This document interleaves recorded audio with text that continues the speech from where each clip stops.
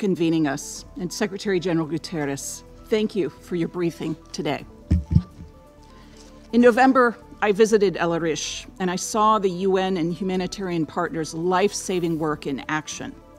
Subsequent to that visit, the United States facilitated an extended humanitarian pause, during which hostages were reunited with their loved ones and more aid got into the hands of Palestinians in Gaza.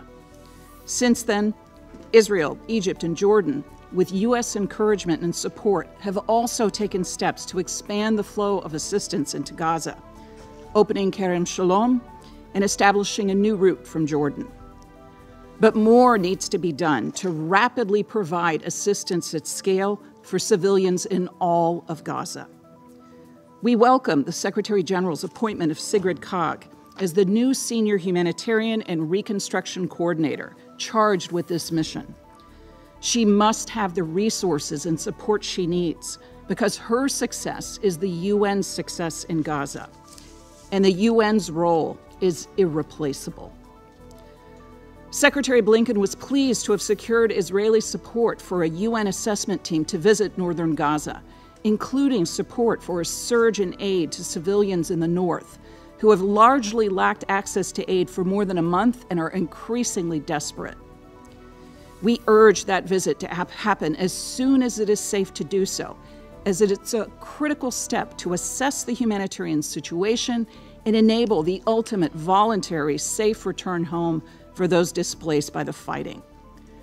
The perilous security situation in northern Gaza, driven by renewed Hamas rocketing of Israel and attacks, has delayed this assessment.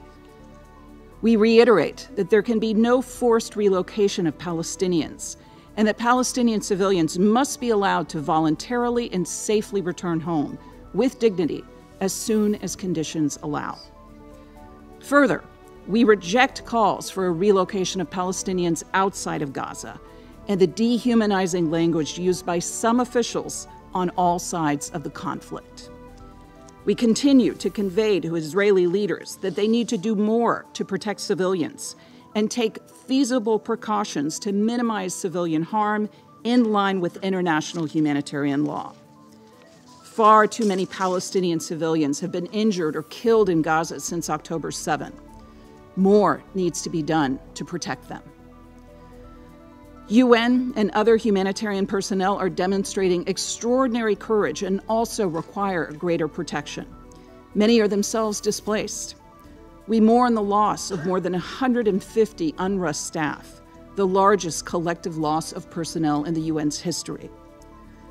Continued incidents during the past week demonstrate that deconfliction remains a serious problem. That must change.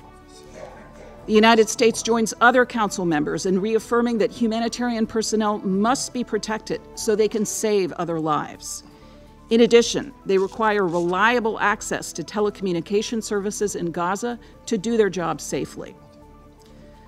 We also remain concerned by the current intense fighting around major hospitals in western Khan Yunis. The protected nature of these facilities must be respected so they can continue to provide civilians with medical assistance. Hamas and other terrorist groups must not use hospitals or other civilian infrastructure to launch attacks, and civilians must be permitted to reach hospitals. Colleagues, we must not forget that Hamas's brutal terrorist attacks on Israel unleashed this conflict. The eyewitness accounts of Hamas atrocities and conflict-related sexual violence against innocent women are undisputed and horrific. Hamas's continued abhorrent use of Palestinian civilians and hostages as human shields, and its repeated statements affirming their intent to repeat the October 7 attacks underscore why we can never go back to the pre-October 7 reality in Gaza. There also can be no progress towards a durable peace without resolution of the hostage crisis. More than 100 individuals are still held in Gaza by Hamas and other armed groups who continue to be kept from their loved ones and are denied access to humanitarian services. For more than 100 days, hostages and their families have lived in agony. No one should have to endure even one day of what they've gone through, much less over 100. It's time for this council to unequivocally condemn Hamas's atrocities and terror, to reiterate its demand that Hamas immediately release all the hostages and allow medical access. In this regard, we welcome Qatar and France's announcement of an agreement to deliver medicine to hostages and medical facilities in Gaza. Colleagues, the United States has repeatedly warned Iran and its proxies not to engage in opportunistic attacks that risk instigating a wider conflict. We condemn Iran's attacks on locations in Iraq and Pakistan, which harmed and killed civilians. We also condemn the Houthis' attacks on commercial vessels in the Red Sea, which Resolution 2722 rightly demanded must cease. We know that without Iran's support, the Houthis would struggle to track and strike commercial vessels. We seek a diplomatic solution along the Blue Line that would allow civilians in Israel and Lebanon to return home. We again call for full implementation of Resolution 1701.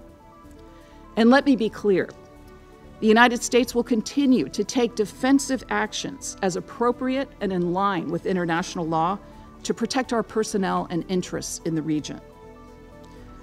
We're also deeply troubled by the situation in the West Bank, where forced displacement and unprecedented levels of violence by extremist settlers present an urgent threat to peace and stability. We condemn killings of Palestinian civilians, and we urge Israel to prevent and investigate settler violence, as well as hold perpetrators accountable. Colleagues, as we respond to the Gaza crisis, a key component of U.S. diplomacy is to pursue a pathway both to a Palestinian state and normalization and integration between Israel and other regional states, some of whom join us today for this open debate. The goal is a future where Gaza is never again used as a platform for terror, and a future where Palestinians have a state of their own, Israel's security is assured, and Israelis and Arabs can live in peace. Secretary Blinken recently heard from regional countries a willingness to participate in the reconstruction of Gaza if there is a path to a Palestinian state. A stronger, reformed, and revitalized Palestinian Authority that can more effectively deliver for its own people in both the West Bank and Gaza must also be a part of the equation.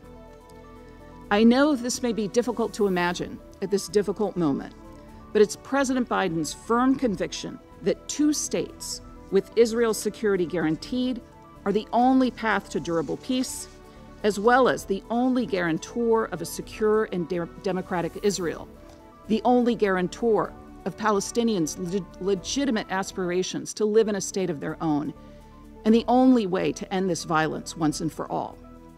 To achieve this future, the Israeli and Palestinian people, as well as their leaders, must make hard choices.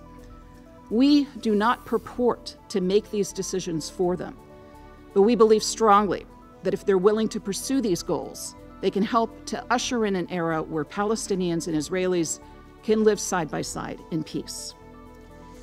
And on a final point, we lament that Russia ignored several council members' requests to condemn Hamas for their attacks on October 7th in the draft presidential statement circulated late last week.